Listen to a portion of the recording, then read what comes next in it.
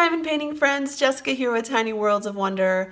Today I'm stopping in with a quick introduction before we get into the meat of today's video. I thought about doing a WIP and chat for our video today, but I've actually decided to do something a little different. I'm going to do what I'm calling a WIP and art. So many of my fabulous viewers have expressed their love for fine artwork, music, poetry. We have a rather cultured group on this channel, and I love that. And I'm so grateful for it because I love all those things as well. So because so many of you love the arts, I thought today I would share this beautiful canvas with you. I'll do a little work on it, and I'm going to share the poem that inspired this work of art called "I'm Half Sick of Shadows, Said the Lady of Shalott" by John William Waterhouse. So keep listening for that. That'll be the bulk of the video today, and I hope you'll really enjoy it. Before we start that, I just want to give you a little information about this because every time I work on this canvas, I get a lot of questions. So this was a custom 60 by 80 centimeter square diamond painting that I ordered from Evermoment using public domain artwork from wikiart.org. I don't order a lot on AliExpress, but I really don't mind using Evermoment for custom canvases, fine art canvases with public domain images because their drills are so fantastic. And this one is no exception. John William Waterhouse painted this beautiful piece in 1915.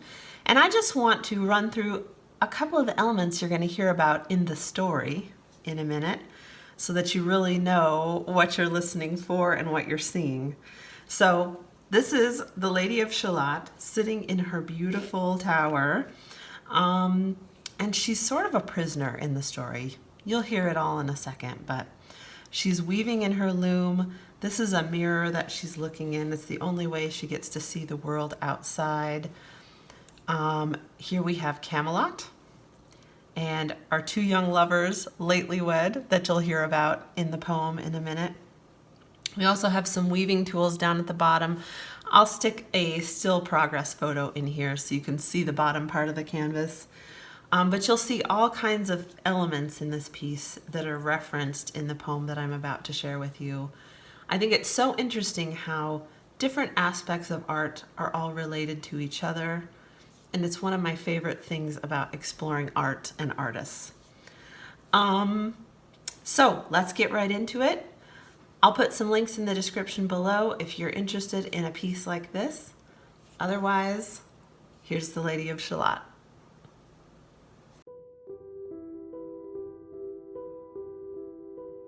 The Lady of Shalott by Alfred Lord Tennyson. Read for you by Tiny Worlds of Wonder.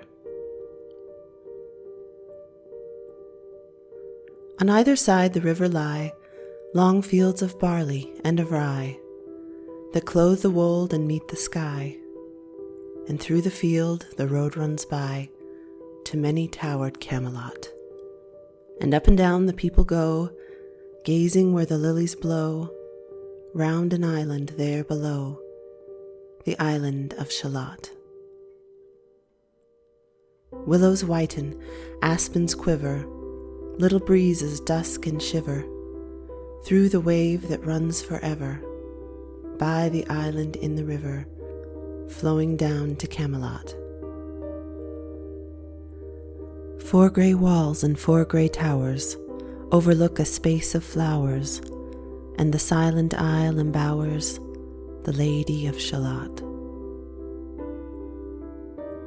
By the margin, willow-veiled, slide the heavy barges trailed by slow horses, and unhailed the shallop flitteth silken-sailed, skimming down to Camelot. But who hath seen her wave her hand, or at the casement seen her stand, or is she known in all the land, the Lady of Shalott? Only reapers, reaping early, in among the bearded barley, hear a song that echoes cheerly from the river winding clearly down to towered Camelot. And by the moon the reaper weary, piling sheaves in uplands airy, listening whispers, "'Tis the fairy, the Lady of Shalott. There she weaves by night and day a magic web with colors gay. She has heard a whisper say, a curse is on her if she stay to look down to Camelot. She knows not what the curse may be, and so she weaveth steadily, and little other care hath she, the Lady of Shalott. And moving through a mirror clear that hangs before her all the year, shadows of the world appear. There she sees the highway near, winding down to Camelot, where the river eddy whirls, and there the surly village churls, and the red cloaks of market girls pass onward from Shalott. Sometimes a troop of damsels glad, an abbot on an ambling pad, sometimes a curly shepherd lad, or long-haired page in crimson clad, goes by to towered Camelot.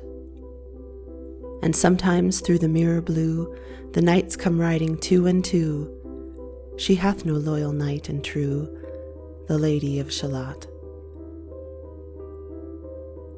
But in her web she still delights to weave the mirror's magic sights, for often through the silent nights a funeral, with plumes and lights and music, went to Camelot. Or when the moon was overhead, came two young lovers lately wed. I'm half sick of shadows, said the Lady of Shalott.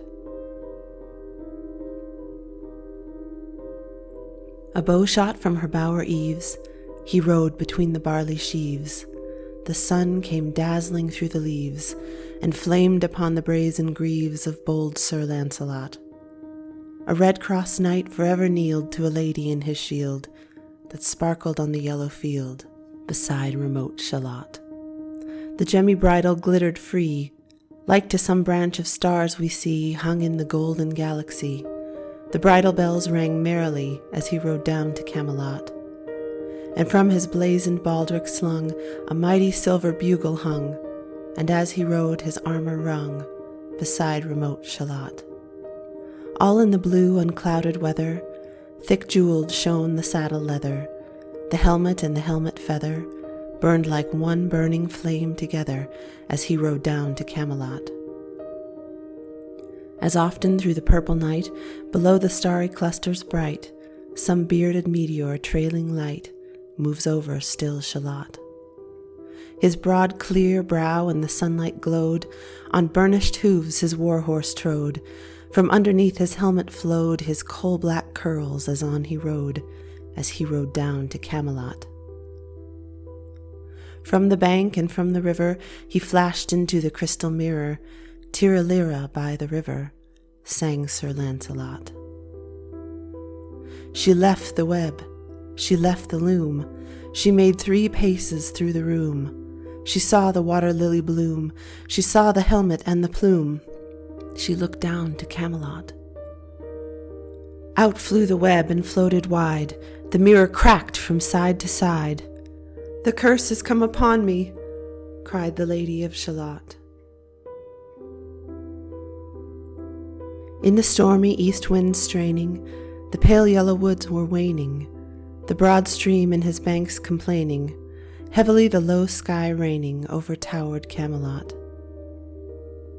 Down she came and found a boat, beneath a willow left afloat, and round about the prow she wrote, the Lady of Shalott.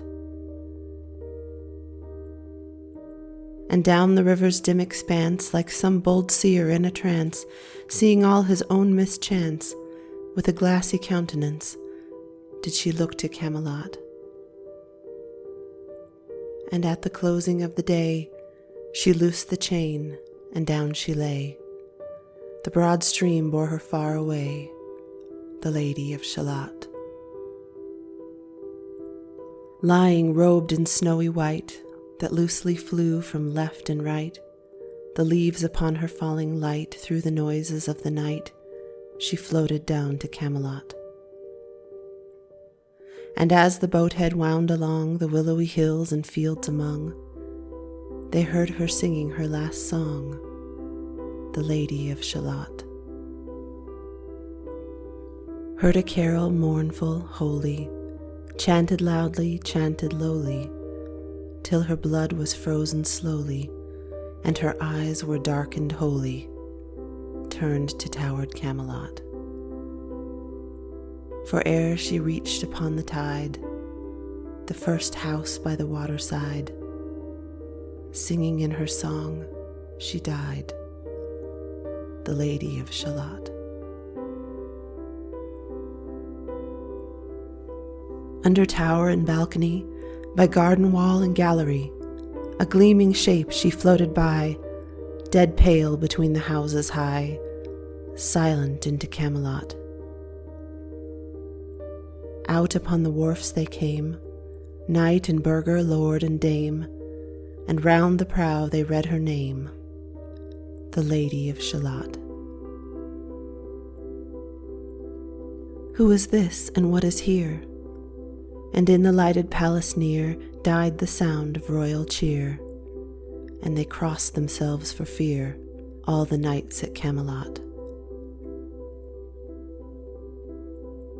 But Lancelot mused a little space. He said, "She has a lovely face. God in his mercy lend her grace, the Lady of Shalott."